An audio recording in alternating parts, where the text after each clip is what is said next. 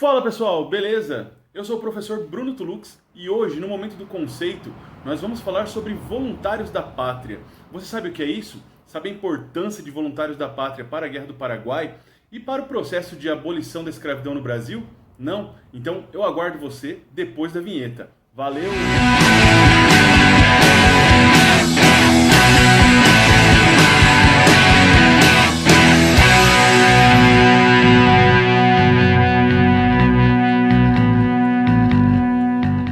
O conceito de voluntários da pátria está totalmente associado ao desenvolvimento da Guerra do Paraguai, que começa dia 11 de novembro de 1864, quando o exército paraguaio sequestra o vapor brasileiro Marquês de Olinda, e se conclui em 1º de março de 1870, quando o ditador paraguaio general Solano Lopes ele é morto na Batalha de Cerro Corá.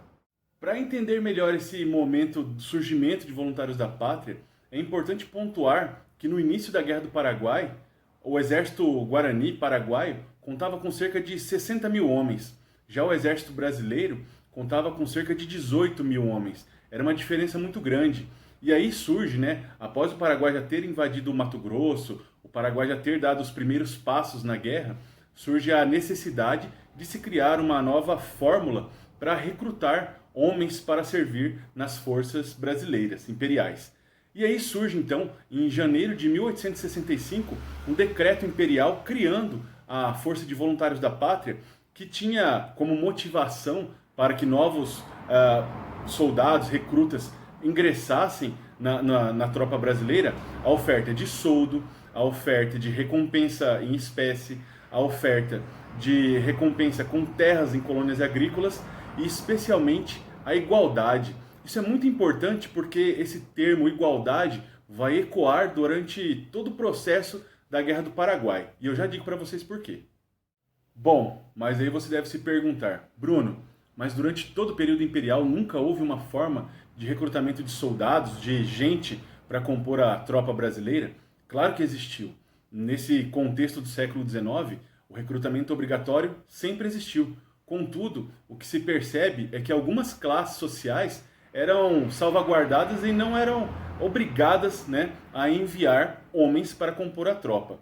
O que dava ao exército brasileiro do período um caráter de ser uma atividade perigosa, brutal, potencialmente exercida por criminosos ou desocupados. O que é importante lembrar nesse momento, que no ápice da Guerra do Paraguai, da Guerra da Tríplice Aliança contra o Paraguai, é que a Força Voluntários da Pátria deixa de ter um caráter de humilhação para o recruta, para o soldado, e passa a ser vista como uma forma de patriotismo, de heroísmo, já que o recruta iria defender o Brasil de uma invasão ou de uma ofensiva estrangeira, no caso o Paraguai.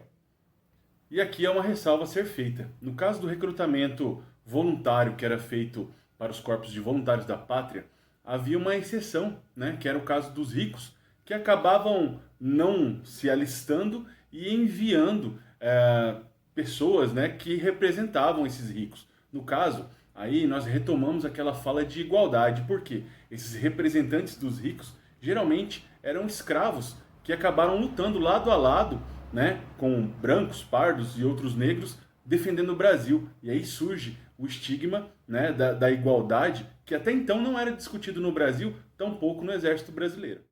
Contudo, mesmo com essa nova possibilidade de recrutamento que eram os corpos de voluntários da pátria, no Brasil há uma diminuição significativa do número de alistados. Já em 1866 se percebe que é uma queda gradativa, primeiramente por conta da duração da guerra. A ideia que se tinha inicialmente é que a Guerra do Paraguai iria durar pouco tempo. Na verdade, ela se estendeu por muitos anos. E segundo porque, após as principais batalhas, especialmente essa da primeira fase, a Batalha Naval de Tuiuti e a Campal de Curupaiti, onde o Brasil perde um número significativo de soldados, era preciso ter novamente um número mais volumoso de voluntários para que pudesse a força brasileira fazer frente à investida paraguaia, já que nesse momento, basicamente a guerra era uma grande força brasileira, um pequeno apoio argentino contra uma defesa mais sólida no Paraguai. Contudo, nem mesmo o sentimento de ardor patriótico que era presente no decreto imperial tampouco as benesses que os recrutas receberiam, né, que os voluntários da pátria receberiam, presentes no mesmo decreto, foram suficientes para estimular um alistamento em massa por uma população que já vinha sendo desprezada, excluída pela sociedade há muito tempo, né? Então, nesse contexto todo, mudou-se a estratégia e aí as autoridades começaram a promover grandes festejos, grandes comemorações, para que no meio da comemoração fosse feito o alistamento obrigatório. Se pegava o cidadão que estava festejando e, obrigatoriamente, ele era recrutado para lutar e defender o Brasil na Guerra do Paraguai. Isso tudo para compor uma força efetiva para fazer frente à defesa paraguaia. Mas nem tudo era tão brutal quanto parece ser. Por quê? Quando Caxias assume o comando da tropa brasileira, isso já com a guerra em curso e o Brasil já dentro do território do Paraguai, esse comandante ele vai resgatar o ânimo e o orgulho da tropa. Por quê? Ele vai reorganizar os soldados, ele vai promover um bem-estar coletivo e ele vai também trazer inovações tecnológicas para a tropa brasileira. Vai, por exemplo, utilizar balões para espionagem, uma coisa que era totalmente nova, né? E vai dar um novo ânimo, então, para as investidas brasileiras em busca de Solano Lopes na capital, Assunção. E o que acontece é que o Caxias, promovendo essa reorganização toda, ele vai se atentar ao fato da questão da igualdade, né? Que vai ser a gênese do novo ânimo para a busca pela abolição da escravidão no Brasil. Isso durante a Guerra do Paraguai. Essa questão fica muito explícita quando o Caxias ele promove algumas reflexões acerca do campo de batalha, né? E ele entende que quando brancos, negros, índios, pardos, mulatos lutam lado a lado, não tem mais como haver diferença entre eles. Lembrando que o Brasil ainda vivia o período da escravidão. E é Caxias que vai afirmar, né? Acho que uma carta ao imperador vai dizer que ele não aceita mais que o exército sirva como instrumento para a caça de escravos fugitivos, justamente porque a guerra, né, a proximidade dos soldados, trouxe esse sentimento de igualdade durante o recrutamento, durante os combates, durante a execução das ações bélicas, e é nesse sentido que o Caxias promove, né, e realça esse sentimento em favor da busca pela igualdade e pela abolição da escravidão no Império Brasileiro. Então essa relação entre a abolição da escravidão e o recrutamento dos voluntários da pátria para combater na Guerra do Paraguai entra em evidência, especialmente porque há um número muito grande de escravos e ex-escravos que são recrutados, alistados e que voluntariamente, entre aspas, né, porque era um recrutamento forçado, eles acabam defendendo uma pátria que muitas vezes não era sua pátria.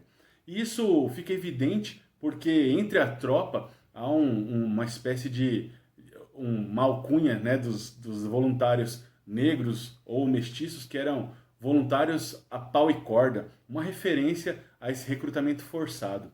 É interessante perceber que a partir desse contexto todo, que temos também o surgimento de novas forças militares. Por exemplo, no Mato Grosso, nós temos um alistamento maciço de índios que esperavam as recompensas que eram ofertadas pelo decreto imperial. E a partir desse contexto todo de igualdade, nós temos um novo fôlego para a questão abolicionista, já que a lei do ventre livre ela é escrita, né, e promulgada em 1871, logo depois do final da guerra, quando os ânimos pela igualdade, pela abolição, já estavam exaltados e tinha o apoio, o endosso dos militares, que se formaram como nova força política no Brasil.